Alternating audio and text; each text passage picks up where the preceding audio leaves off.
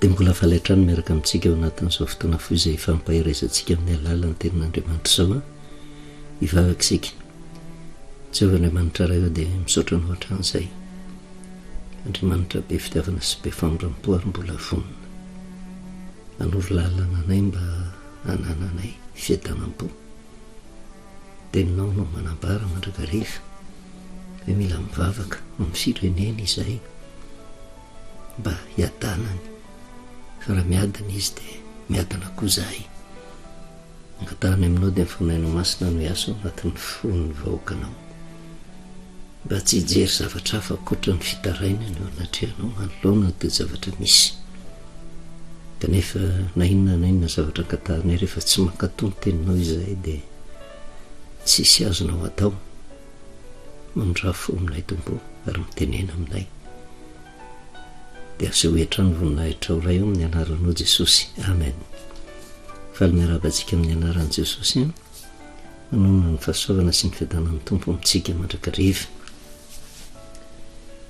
Mamerina ihany fa vita Pasika tsika, kanefa ilay Pasika tsy hoe nandalo iny dia hoadinoana ny afatra nampitaina, fa afatra izay iainana mandra-piavan'i Kristy eny amin'ny rahona lanitra raha naharaka tsara tsika ny fampahirezana teto amin'ity fotoana izay mifanomezantsika ity. Io Andriamanitra io Andriamanitra fitiavana izy ary ididy izay nomeny tsy nataony ny zanak'Israely fotsiny fa inona ny fitaovana tany amin'ny testamenta taloha mba hanakarantsika ny famondram-pon'Andriamanitra fa tsy mipetraka tamin'ny Israely fotsiny ihany ny famonjena fa mipetraka ho an'izao tontolo izao mihitsy. Raha mampatsiaro kely fotsiny hoe tamin'ny Pasika tany amin'ny bokin'ny Eksodosy dia fanafahana ny zanak'Israely ary tamin'ny alalan'ny famonoana n'ilay zanak'ondry tsy misy kilema ary midiny Jehova amin'ny vanim-potoana io dia araka ny resahantsika hoe ny andro Pasika dia andro fitomanina, andro fisaonana, andro isian'ny loza maro isan-karazany. Ary io loza izay miatra io tsy hoe navahana amin'ny toerana anankiray zanak'Israely, fa tao amin'ny toerana izay nisy ny Egyptianina sy ny zanak'Israely fa tsy nitovy zavatra mitranga tamin'izy ireo. Entina fotsiny nanavahana fa na misy loza metraika ary ao amin'ny tany Egypta izay monena ny Egyptianina sy ny zanak'Israely, ataon'Andriamanitra hafa ny olona izay mahatoky ny teniny, ary ataon'Andriamanitra hafa ihany koa ny zavatra hiatra amin'ny olona tsy mahatoky azy. Zavatra hitantsika tany amin'ny bokin'ny Eksodosy dia mankatoa tsy misy fepetra ny afatra napetrak'Andriamanitra ny zanak'Israely. Ary tamin'ny 410 volana izany nosika navoaka ho afaka tao izy, tsy neron'ny zanak'Israely, tsy ny fahefan'ny Egyptianina, fa ny zavatra nitranga kosa dia zao: tena hitantaratra ny fankatoavan'ny zanak'Israely tamin'ny vanim-potoana io, satria asa mety voatery izy nanaiky tsy fidiny, satria mafy ny zavatra ny anjady tamin'ny tao ka maika te hiala ho afaka amin'ny fanandevozana tao amin'ny tany Egypta, dia tsisy vahaolana ankoatra ny fanekena tsy misy fepetra ny afatra izay niraisina avy amin'Andriamanitra. Ka rehefa tonga ny olona anankiray manaiky tsy misy fepetra ny sitrapon'Andriamanitra, afaka izy. Kanefa tao amin'ny tany Egypta ihany koa izay resahantsika hoe tsy manana ny Jehova ho andriamanina inge ny Egyptianina, jentilesa inge ny Egyptianina, manana fomban-drazana inge ny Egyptianina, ny antehitra tamin'izay heverina fa andriamanitra inge Egyptianina, ary nanantena fa tsy anana fahefana mihitsy ilay Andriamanitra ny Israely, mialanenina Nisy ny loza sivy fialanenina mba hanampirofon'Andriamanitra fa tompo ny fandaharana izy, fa tsy nety nanaiky mihitsy Egyptianina. Zany hoe tsy nasian'Andriamanitra tampoka izy, fa nialanenina foan'Andriamanitra mba hahatonga azy tena hitodika amin'ilay Andriamanitra izay nivavahany zanak'Israely, fa tsy misy Andriamanitra mahefa ny zavatra rehetra ankoatra ny Andriamanitra ny zanak'Israely. Fa nana mafy apoka hafanenina Andriamanitra ary nisy ny loza 10 fa soa ianositsika fa tsy ringana avokoa ny egiptianina rehetra fa matoany ny egipta rehetra hatrao andapany farao ny olona rehetra hatramin'ny biby fiompy no ringana mba tena ho tafalatsaka lalina ao anatin'ny fony zany hoe ny tsy fanekena ny sitrapon'Andriamanitra mitera-dosa areo no afahantsika miresaka tsy hoe tsy mino ny Andriamanitra zay vavahan'ny kristianina dia tsy anana fahefana amin'ny olona zay tsy matoky an'io Andriamanitra io vavahan'ny kristianina io Andriamanitra io fa Andriamanitra nefa mijery ny olona ary misy fotoana amelany ny olona anatanteraka ny sitrapony miala nenina koa izy mba tonga ny olona hitodika aminy fa misy fotoana voatendrin'Andriamanitra zay ho fantatry ny olona rehetra fa manam-pahefana amin'ny nofo rehetra io Andriamanitra io afaka ny zanak'Israely ary teo anatrehan'izay na anaiky ny 14 volana Nisanina tsy verina anazavan'izay tsony le paska araka ny baiko nomen'i Jehova tena daty tsy miova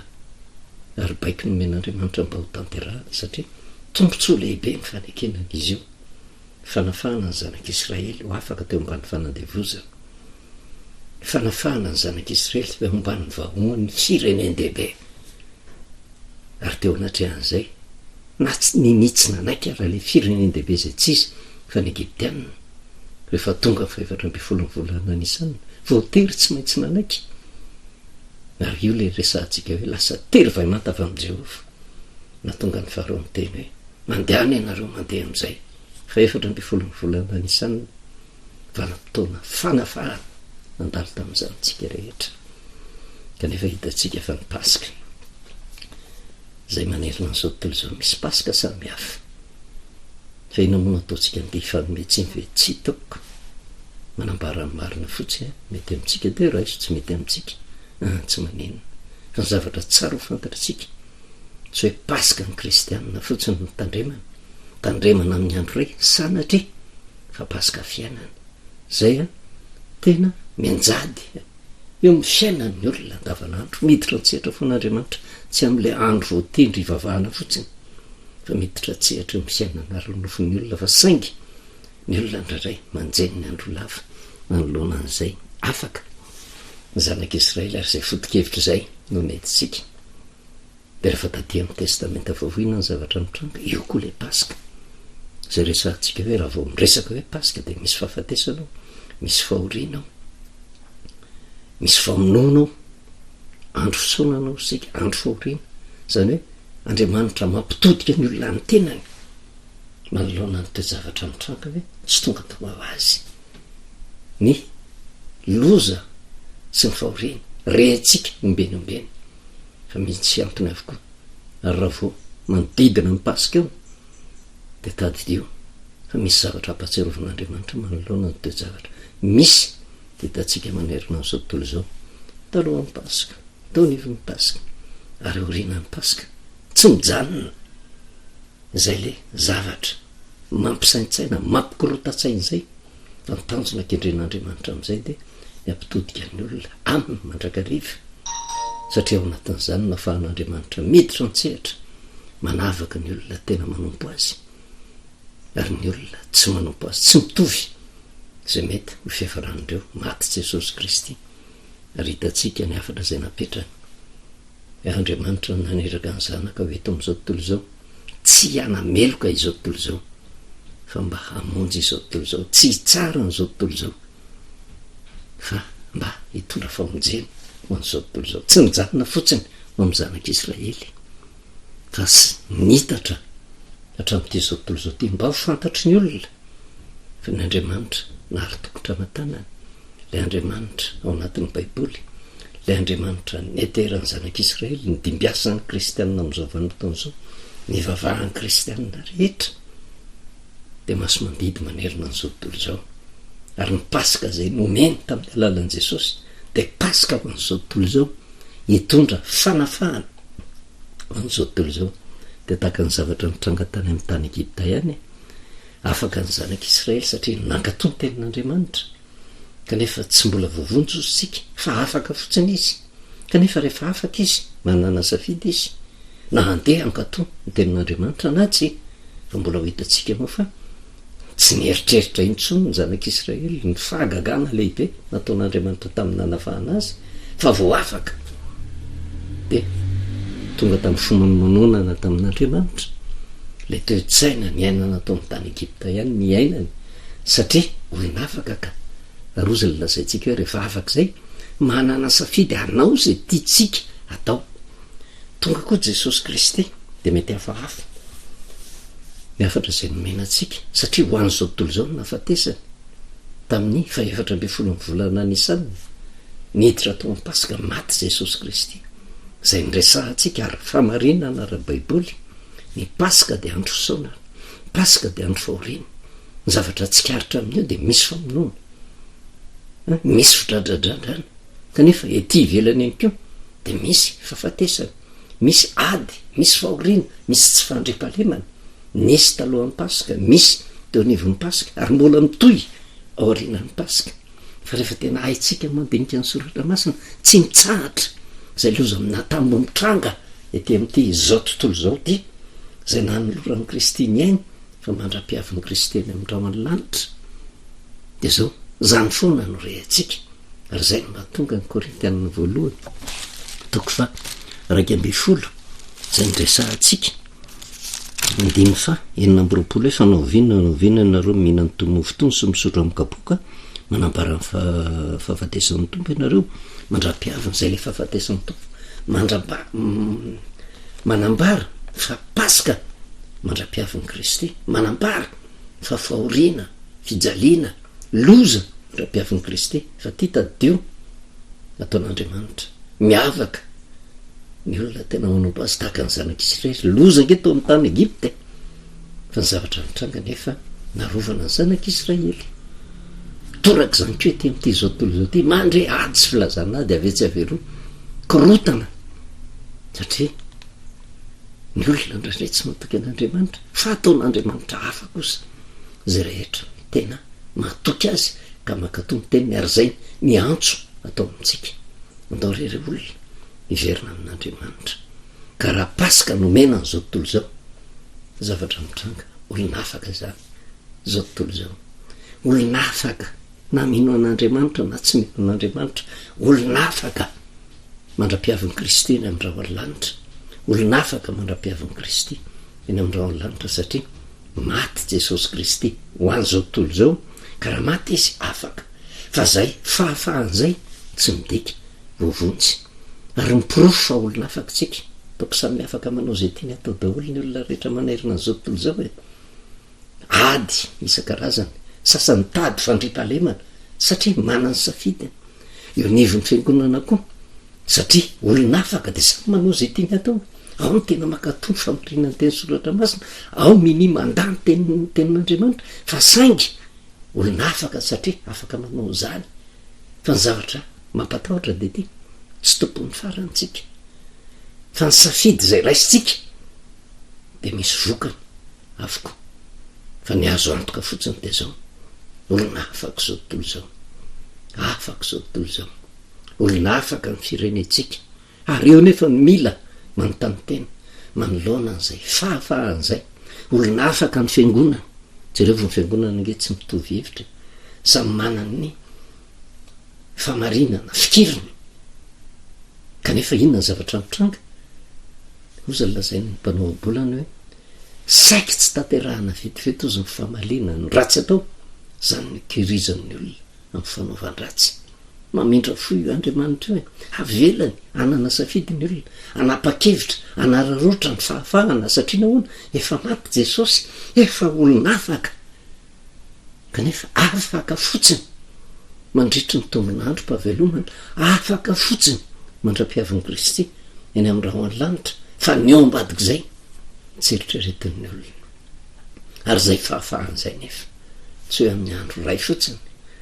fa fahafahana mandritry ny tombonandro mpahavelomana afaka daholo tsika mety ho hafahafa fa ny olona mieritreritra hoe rehefa afaka de sambatra tsy tompoko tsy hoe rehefa afaka de sambatra ianao fa famarina ny tenin'Andriamanitra le Pasika d'Andriamanitra mandra-piavin'ny Kristy vao miresaka Pasika ianao de mino ny zavatra misy foana fahoriana misy foana fahafatesany, misy foana loza, misy olona iarany safidiny araky ny sitrapony, misy olona rovan'Andriamanitra eo anatrehan'izay rehetrarehetra zay. Kanefa raha mbola velona iny tsika mbola tsy mamono Andriamanitra, miala nenina izy, miala nenina ao anatin'izay mahafaka zay. Matetika ny olona mieritreritra hoe satria pasika fandresena, fandresena makay zareo olona, Jesosy no nandresy fa zasy ianao tsy mbola mpandresy fa mbola miady ety amin'ny tany fantalovana ety. Raha mijery fotsintsika ny toe-javatra misy, afaka ange zanak'Israely, fa raha afaka zanak'Israely tsy midika zany tsy nisy zavatsarotra, tsy nisy, tsy afaka milaza tsika hoe tena miadana nandro fehizay, fa mbola misy zavatsarotra be deabe nandalovana, mbola misy loza manano tanina, naiza le na mariny ianao na tsy mariny, na matoky an'Andriamanitra ianao na tsy matoky an'Andriamanitra. Andro farany zao andray ady tsy filazana ady, misy fikorotanana fa ny tanjonak'endren'Andriamanitra ao anatin'izay dia mba hiverenan'ny olona hifikitra amin'Andriamanitra. Raha mijery fotsiny tsika ny Exodosy toko fa 4:20 tokoa ny toe-javatra mitranga. Ny Exodosy toko fa 2:20 tantaran'ny Pasika, tafavoaka ange ny zanak'Israely afaka atao amin'ny tany Egypta tamin'io vanim-potoana io, afaka atao ny Exodosy toko fa 4:20 rehefa tafavoaka atao amin'ny tany Egypta, tsy afaka tonga de hoe sika fa tafavoaka ny ary, ataitra indray ny lohan'ny Egyptianina de tany nanenjika ny zanak'Israely. Ary eo fizan'ny toetra n'Andriamanitra, tsy hoe afaka satria vita pasika de afaka, fa mbola manano taniny eo foana ny loza naiza nalehan'ny zanak'Israely. Raha mijery ny tantara amin'ny testamenta taloha de tena loza natambo, tena tsy akijanona nandritra ny testamenta taloha, mitohy aty amin'ny testamenta vaovao mandrak'izao vanim-potoana iainantsika zao, tsy nitsahatra ny loza sy ny fahoriana, meratsy zao fiainan'izao fa sombony ihany no raisitsika. Exodosy toko fa 4:20 zavatra nisy 5 sy ny manaraka. Ary nisy nanambara tamin'ny mpanjakan'ny Egypta fa efa nandositra ny olona ka niova ny fon'ny Farao sy ny mpanompony amin'ny olona ka ho izy, inona zao nataontsika izao izy no nandefan'ny Israely ala ny fanompoana tsika isika, de nasainy no fiezina tamin'ny kalesy ny soavaly sady nitondra ny vahoaka ny anaraka azy izy, ary nitondra kalesy 900 voafantina sy ny kalesy ny Egyptianina rehetra izy, zay samy nisy piady avy izy rehetra. Ary Jehovah nanamafy ny fon'ny Farao mpanjakan'ny Egypta ozy nanenjika ny zanak'Israely izy, na dia tamin'ny tanàna avo azy no nivoahany, tsy niady ampinaritra ny zanak'Israely, afaka izy fa ny loza manano taniny eny foana.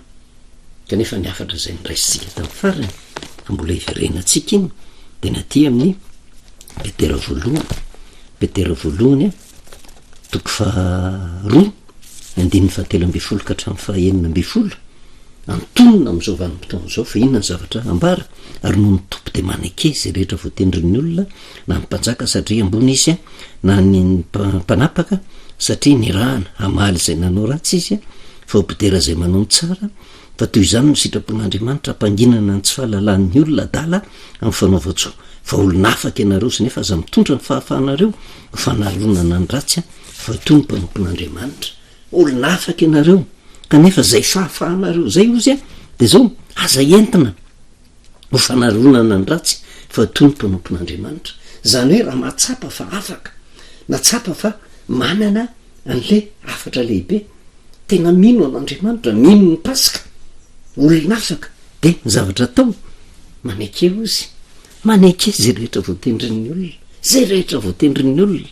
na ny mpanjaka satria ambony izy, na ny mpanapaka satria nirahana hamaly zay manao ratsy izy, fa hobodera ny manao tsara. De rehefa jerevantsika ny ety 5:20 olona afaka ianareo fa aza mitondra fahafahanareo fanaronana ny ratsy, fa ho toy ny mpanompon'Andriamanitra. De ry amin'ny 5:17 manajany olona rehetra, tiavany rahalahy, matahoran'Andriamanitra, manajany mpanjaka. Ka rehefa tena jerevana hoe zay le fahafahan'zay aza entina hanaronana ny ratsy, fa oka hoentina ho tahaka ny mpanompon'Andriamanitra, de mibaiko mena nefa ajao ny olona rehetra, tiavany rahalahy,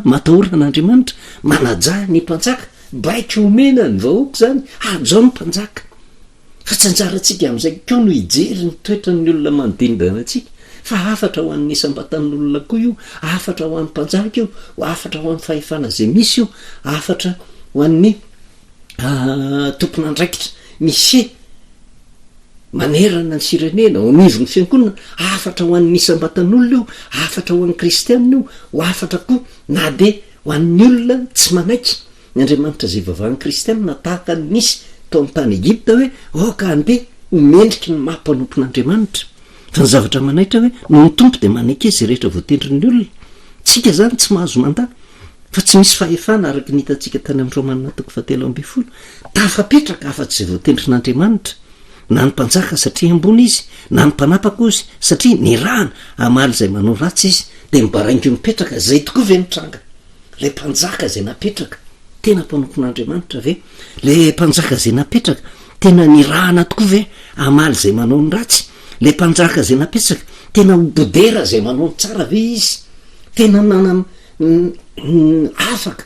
ve, tena nanana roatra ny fahafahana izy ve tena mipetraka ho mpanompon'andriamanitra. Zay ny zavatra mitranga kanefa ny afatra ho an'ny sarababen'ny olona na inona teo zavatra mitranga de zao atsofona ny mpanjaka fa zay toetrany ihany an'andriamanitra iny. Fa tsy anjarantsika no mamaly tahaka ny zanak'Israely. I zanak'Israely nge tsy namaly amin'ny Farao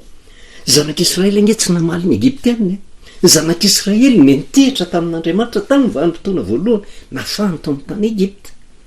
Karaha izay ny zavatra mitranga afaka tao amin'ny tany Egipta reo afaka fa ny zavatra mitranga tsy ny adampinaritra fa misy ny fahavalo zay mbola manenjika fa ty arina fa miafatra lehibe karaha afaka arytsika rehetra afaka ny vahoaka eo anatrehan'andriamanitra ny resahany zany afaka ny mpanjaka, afaka ny fahefana zay misy, afaka ny manamboninahitra, afaka ny manampahaizana, afaka ny tsy nianatra fa manahoana mendriky ny mampanompon'andriamanitra ny fahafana ve sa nanjeny ny andro lava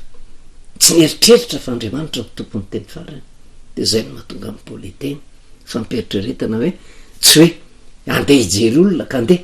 tena ikomy manoloana an'izay zavatra zay fa raha tonga saina ianao de zao aza manararoatra ny fanafahana ho fanarona na ny ratsy hoe tena tsika rehetra zay matsapa ny tena tsika ho afaka ve manahoana tena nanao ny tsara sa fomba fotsiny nambara ho hitan'ny olona mba ho fanarona ny ratsy atao ary zay mampieritreritra ao anatin'ny fanafahana fa iresaka ny fanafahana io tsika fampitodihana amin'ny tena misy ambatan'olona mba hatonga tsika hitodika amin'Andriamanitra ka naiky ny sitrapon'Andriamanitra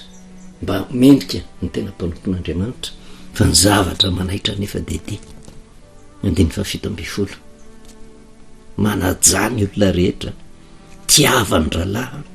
matahoran'Andriamanitra manajany mpanjaka ary io tena tolomarika ho an'ny rehetra tsy hoe nanana fahefana tsy hoe mpanjaka tsy hoe tombony fahefana manany fahaiza koa fa na ho any zany rehetrarehetra zany ary manajany olona rehetra tiavany ralahy ary matahora n'Andriamanitra de mitody amin'i Jesosy Kristy fa raha tonga teto amin'izao tontolo zao Jesosy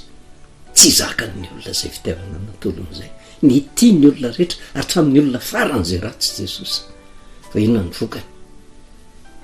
maty teo amin'ny hazo fijaliana mba hatsapany olona ve zany ho anao matoa ianao eo amin'ny toerana io noho ny amin'Andriamanitra, matoa ianao eo amin'io fahefana io noho ny amin'Andriamanitra. Noho izany matahora an'Andriamanitra matotsika mipetraka amin'ny toerana misy atsika io ny asantsika na inona aza mijery an'izany avy amin'Andriamanitra daholo zany. Noho izany matahora an'Andriamanitra manajany olona